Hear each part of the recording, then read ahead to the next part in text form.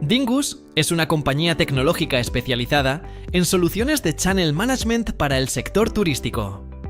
Su plataforma Smart Channel centraliza reservas y permite a los hoteles distribuir disponibilidad y tarifas en tiempo real.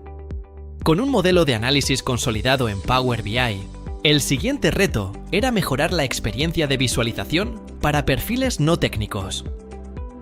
La estructura de datos ya estaba bien resuelta, pero las visualizaciones nativas de Power BI resultaban poco intuitivas para usuarios de negocio. La matriz estándar ofrecía funcionalidad, pero generaba fricción visual y dispersión de foco. Era necesario un enfoque más estructurado, que guiara la lectura del dato y simplificara el acceso a la información crítica. Con la implementación de Multilevel Matrix by Sherpa, Dingus rediseñó la experiencia de análisis. La nueva visual permite construir jerarquías de navegación precisas, filtrado contextual y un enfoque mucho más claro en la información clave.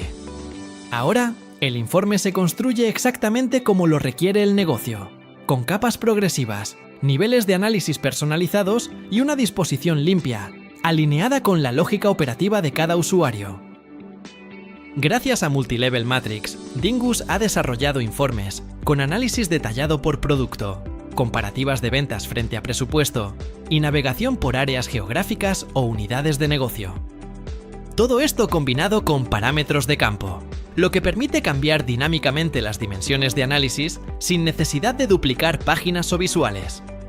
Además, las agregaciones no se gestionan desde la visual, sino que están parametrizadas desde el modelo, respetando el diseño semántico y asegurando consistencia. El resultado: una visualización ordenada, profesional y completamente alineada con las necesidades analíticas del equipo. El despliegue fue inmediato.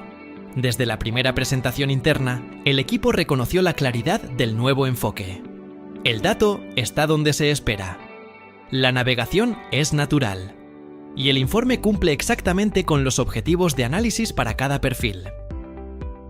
A día de hoy, Dingus considera la Multilevel Matrix un componente clave de su arquitectura de reporting. La diferencia no está en el dato, sino en cómo se entrega.